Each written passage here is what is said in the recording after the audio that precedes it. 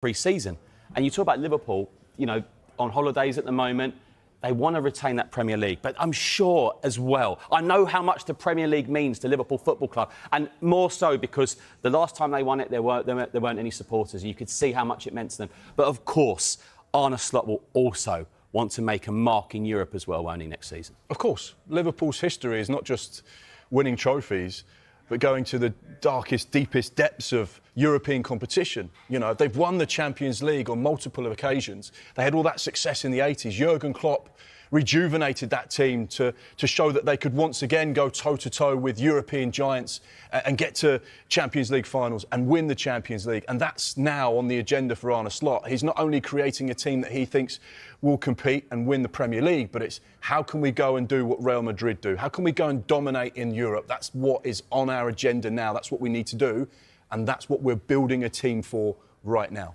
OK, gents, let's take a pause very quickly because Sky Germany's Marlon Urbacher is also on Merseyside reporting on the deal and told us what Wirtz will add to Arne Slot's side next season. I watched him playing since he was 14 years old for the youth teams of FC Cologne in Germany, and he was always outstanding. He's a player, he's moving like a snake, he's on the 10, he's brilliant. He's, in my opinion, the best German player right now, better than Jamal Musiala, who's also a great player. But Florian Wirtz is different because he's also working defense. That's what Xabi Alonso told him every season, and I watched it in every training session, to be honest, and Alonso always took him like, hey, Florian, you have to work hard, you have to work defense, and of course in the offense he's always brilliant. With the ball on his foot, he can do everything. So in my opinion, he's going to be a great player in the Premier League too, but it's more kind of physically playing style in the Premier League. So in my opinion, he has to learn that because in Germany you have a lot of space. Right, it's time to delve into some stats then. Liverpool have clearly strengthened, we know that, but let's take a look at what the Premier League champions have added, because we've got some of its league record from last season, some of his most impressive stats compared to some of the selected attacking players in the Premier League. So Marc's next to me here, and as we look through all of those, the thing that strikes me, Marc, is just how good he is across all of them. I mean, goals 10, so that's just behind Cole Palmer. Goals from open play 6, assists 12. So he leads Bruno Fernandes, Cole Palmer, James Maddison and Morgan Rogers in that category. You then look at passes completed. He's only second to Bruno Fernandes, but in the final third, he leads the way out of those 5. And he's well clear in terms of take-ons completed as well. 82 last season. That's more than a couple of them added together. So the consistency across those statistics really is exciting for Liverpool fans. And that's exactly why Liverpool have gone and targeted Florian Wirtz. And you just have to look at the statistics there compared to the best players in and around his position in the Premier League. He's right up there. And I think what you see when you look at those is the type of versatility he offers as an attacking midfielder. He's someone that can play as a 10, he can play as an 8, but he can also play on the left or the right. So he brings a real depth of his ability in those positions that he can play. The take-ons, I think, is something that really stands out for me, as well as the assists, because by far he is one of those players that can get the ball at his feet, he can drive the team forward, he can take on the fullback, he can take on defenders and make things happen. And we know that Liverpool do a lot of their recruitment on statistics and data, as well as watching players. And his numbers compared to most of the other players in midfield, in those attacking bursts, not just in the Bundesliga or the Premier League, but in the top 5 European divisions, are some of the very best. He is, without question, churning in numbers for a 22-year-old that are unlike his counterparts. He's one of those players that can make things happen when he's on the ball, and he's been showing it in the Bundesliga. And Liverpool will be looking at these statistics, these metrics and this data and saying, right, if you can do this at 22 years old, working in our team, under our coaches, under Arne Slot, we believe we can get you to that top podium position. He was only bettered really in the Bundesliga last season by Michael Elise, but he was right up there with all of the data as well. So that is clearly an important reason as to why Liverpool have spent £116.5 million potentially with those add-ons on this player, and they believe he can fit into that system seamlessly. Some of the other things that they really appreciate about him is vision, is creativity. Obviously, Liverpool lost Trent Alexander-Arnold. They're not going to replace his creativity with another right-back, but they've got a more orthodox player that can do exactly what he did with his passing range, his ability to get balls in the box and the things that he can make happen. But he can do it in and around that area. When you're an 8, you're a 10, you can affect the game in a very different way. He's great technically as well. So someone who can be comfortable on the ball, someone who's clever in tight areas, someone that can make things happen. And you've seen from that data there, the end product is there. Goals, assists, big chances, passes, all of those things that can change the dynamic and the outcome of the game, Florian Wirtz has. And that's one of the key things. Liverpool will feel he can get better, and that's exactly what Liverpool fans want to hear as well. Absolutely, so young as well. He's only going to get better, isn't he? And when I see those statistics, look at that data, Mark, what really strikes me is just how much you can imagine him in this Arne Slot side.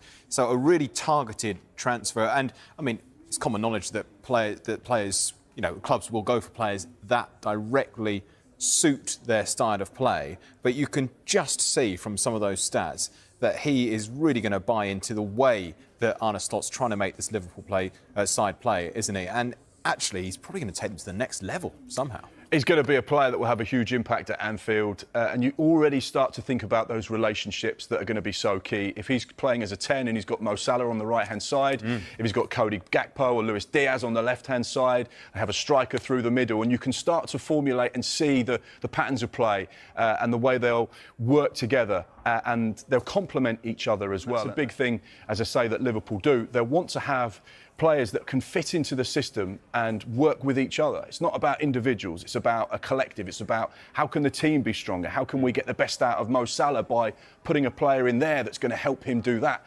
And in turn, Mo Salah can work with Florian Wirtz. So you're going to have players there that are all on the same page.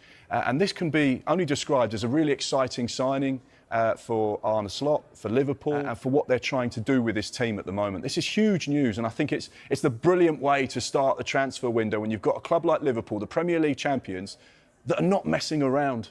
And I know there were so many Liverpool fans that were frustrated last summer that they didn't do much business. But boy, have they saved their pocket money, and are they spending it now in style? Yeah, absolutely. When we saw those stats, obviously they're from the Bundesliga. We're comparing them to players in the Premier League. Any concerns, do you think, about making that transition? You know, we see a lot of players, it takes just a little bit of time to adapt to the Premier League. Now, ultimately, we don't know, because you can think you do all the homework and the research and the prep on a player and think he'll have no adjustment time. Sometimes they take a bit of time. Sometimes they can just come in like a duck to water and look like they were made for the Premier League. When you've got a player who's robust in the way he is, someone that's been in an exceptional side already under Xabi Alonso at Bayer Leverkusen, the seasons that they've just had have shown that he's got so much quality. And when you can come into the Premier League and you've got a physicality about you, you're so technically gifted, you don't get caught on the ball, you've almost got eyes in the back of your head because of the way you play the game, the way you visualise things, the way you can see things. Someone with his pace and energy and his ability to get around the pitch and that creativity, I don't think there's going to be issues. The thing is, with an investment of £100 million, the expectation on Florian Wirtz's head is much higher than players that are going for a lot less. So he will ultimately be judged by 3 things. How many times does he start? How much does he impact games? Key chances, creating things, assists and goals, and then ultimately what's in that Liverpool trophy cabinet at the end of the season. And they're the 3 things that he will be judged on. Yeah, OK. Yeah, he certainly seems up for it based on his quotes from earlier. Now, we'll keep you right up to date with this. So much to come. A reminder of the big breaking news in the last 15 minutes. Florian Wirtz has completed his move to Liverpool in a deal worth a potential £116.5 million on a long-term contract. And we have just got some more new quotes from the Liverpool website from their new signing. He says this about the Premier League success from last season. I was just happy for the players here at the moment and also for the people here. I think it was well deserved because they played an unbelievable season. It was just crazy to see how many people came and how the atmosphere was. It was really good to see. I'm not coming to have fun here, he says. I want also to achieve something and give the fans what they deserve. Of course, I want to keep going at this performance, so yeah, that sure gives motivation to achieve more. I would like to win everything every year, he says. First of all, we have to do our work. I have to make my work. In the end, we want to be successful. Last season, they won the Premier League, so my goal is for sure to win it again and also to go further in the Champions League. I'm really ambitious, he says, and it finishes, he says he wants to improve my own personal level and physical levels because I think everyone knows that in Liverpool the players are machines, really strong and really physical. But I see this also as an opportunity for me to get better in this point. So yeah, I just thought this was the right place for me. So more quotes there from Liverpool's new star signing in Florian Wirtz on that long-term contract for a potential British record fee of up to £116.5 million. But one teammate that he might not be lining up alongside is Jurgen Quansah, because he is a potential outgoing, possibly to Florian Wirtz's old side, Bayer Leverkusen. Michael, where are we at with this one? Well, it's close to agreeing a deal for him in a package worth around in excess of £34 million. Final discussions are going on between the clubs and the player to push ahead, and I think they're close to a full agreement now. We know Liverpool are looking for another centre-half. It's an interesting one, really, I find, with Quansah, because so much is spoken about him and start of last season, then he got taken off at half-time against Ipswich, and it's very rare a centre-half being taken off. But then he signed that new contract. But I look at it, it could be a good move for him under, obviously, Erik ten Hag, and I think Liverpool are getting a pretty decent fee. Absolutely. He only made one Premier League start last season, which I think shows you how strong that Liverpool first choice 11 is, the fact that he can't get many Premier League starts and the fact that they're going to get £34+ million for someone who is essentially a fringe player, although a very highly rated, highly regarded, very promising player. This may be the perfect thing for him.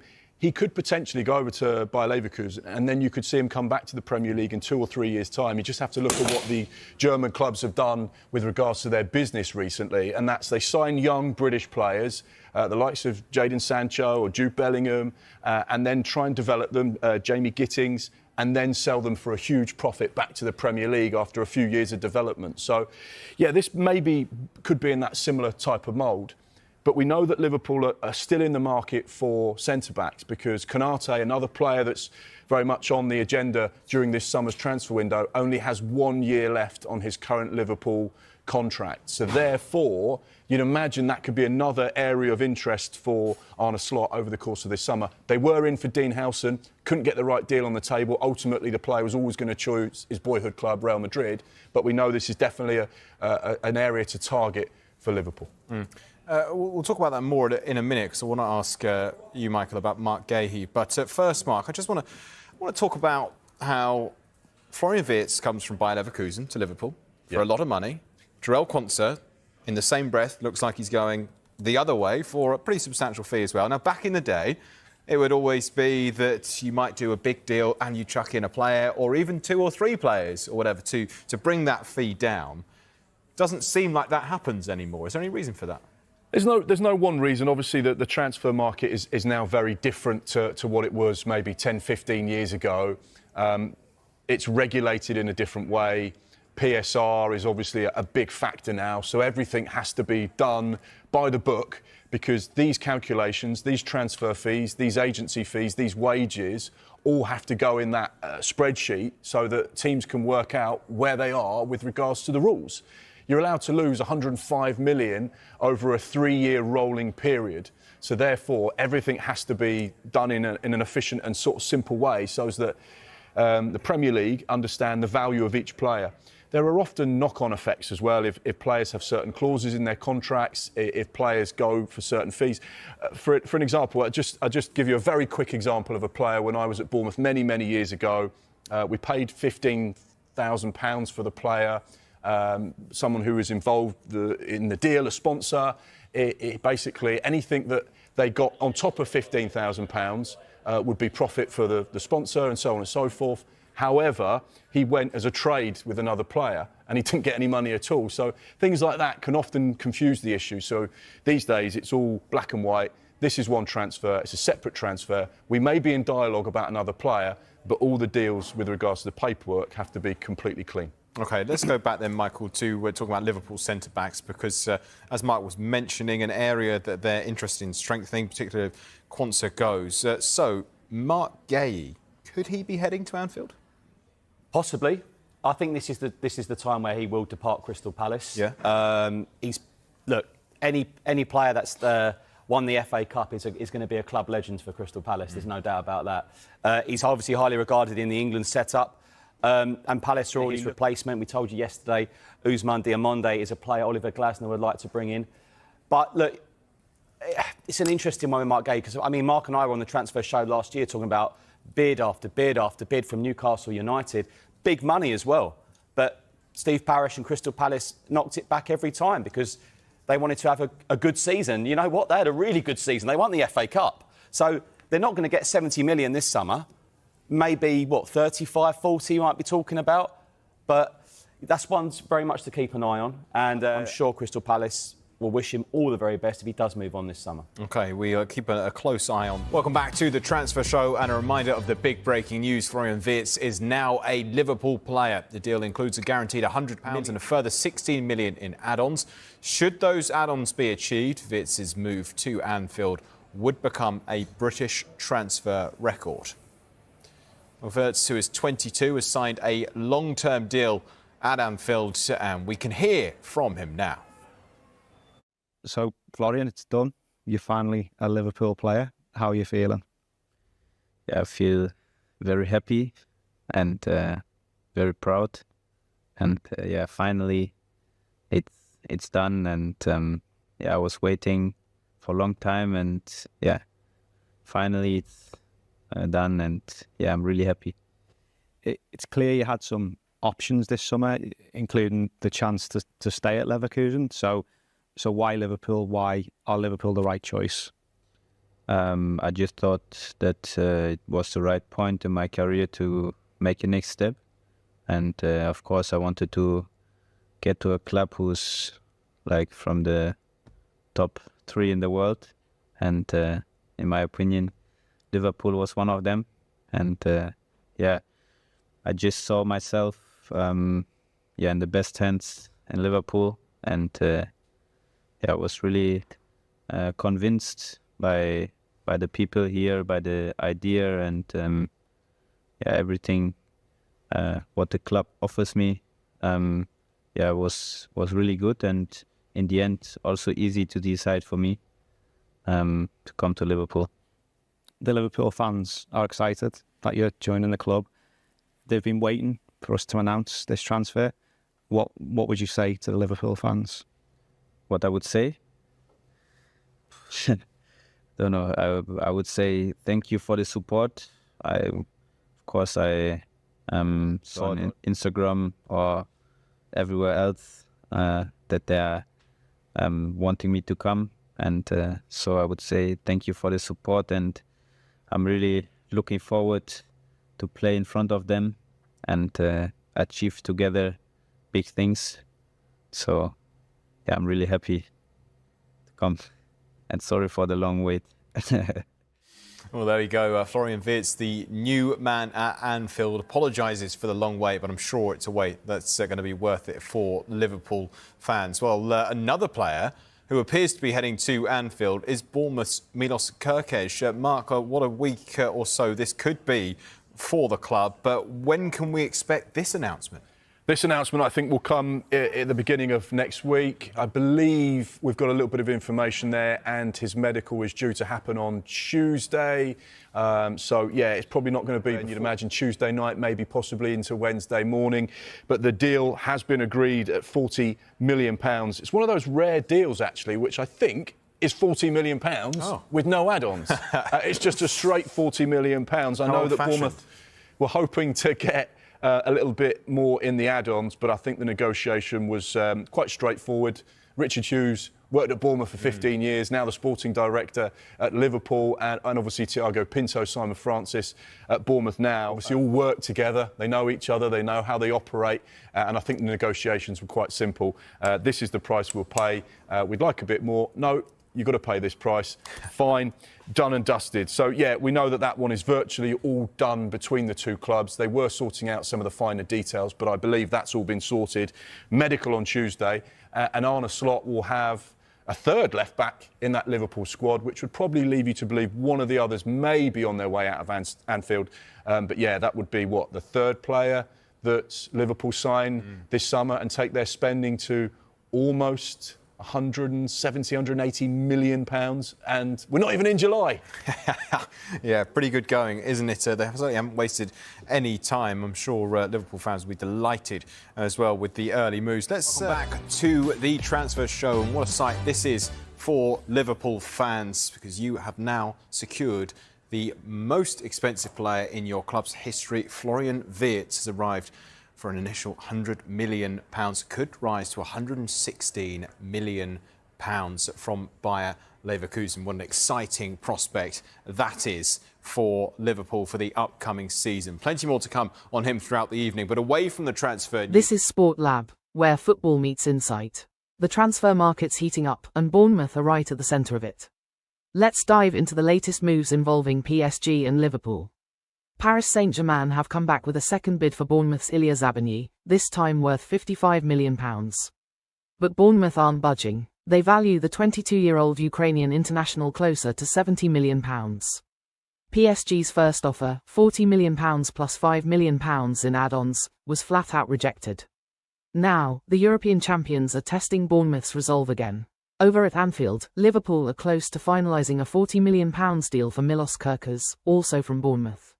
While finer details are still being worked out, the Hungarian fullback is preparing for a medical and trip to Merseyside. Liverpool's defensive rebuild continues. They've long been on the hunt for a young, high-ceiling centre-back, having shown past interest in Lenny Yoro and now Real Madrid's Dean Huijsen. The Reds are patient but alert, and if the right player becomes available, they're ready to pounce. Marc Guehi's name has re-emerged as a potential target, though sources say a move this summer looks unlikely for now. The question remains, how long can Bournemouth resist these advances? With two of their rising stars under heavy pressure from Europe's elite, it's shaping up to be a defining summer on the south coast. From Paris to Liverpool, Bournemouth's backline is drawing major interest. Let us know in the comments, should Bournemouth cash in or hold firm? And who's the best fit for Liverpool's defence next season? Subscribe to Sport Lab for more transfer insight, tactical breakdowns, and football's biggest stories, delivered smart, sharp, and straight to the point.